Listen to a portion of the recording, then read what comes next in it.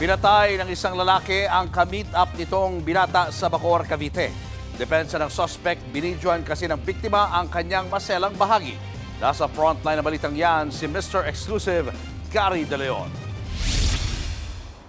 Sa damuang lote na ito sa Bacoor, Cavite, natagpuan na naaagdas ng bangkay ng isang 28 anyos na lalaki noong August 20. Base sa medical report, may tama ng bala sa leeg si alias Dench na dahilan ng pagkamatay niya. Sa backtracking, nakita sa CCTV ang biktima na naglalakad kasama ang isang lalaki noong August 13. Pero makalipas ang ilang minuto, lumabas mula sa damuang lote ang lalaki pero mag-isa na lang. Sa isa pang kuha ng CCTV, makikita rin ang lalaki na may dalang shopping bag na may suot na sombrero at nakapagpalit na ng damit. Hindi matukoy ng mga pulis ang pagkakakinlanlan nito base sa CCTV.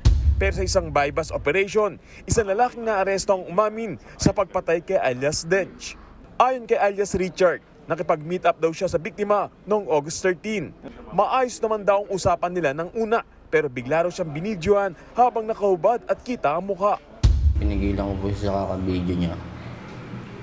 Sabi ko, patayin mo na yung video mo kasi naka-live ka pa man din. Sabi ko, wala to, collection lang.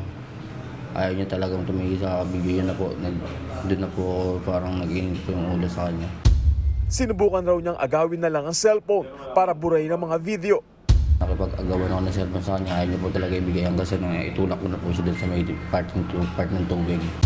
Matapos ang krimen, ibinenta raw niya ang mga nakuhang gamit ni Dench at nagawa pang mag-shopping bago umuwi. Sinampahan ng kaso sa illegal drugs si Richard at sasampahan rin ng kasong homicide. Nagbabalita mula sa frontline, Gary De Leon, News 5. Mga kapatid, Julius Babaw po. Para sa komprehensibo at makabuluhang balitaan at talakayan, mag-follow at mag-subscribe na sa social media pages ng News 5.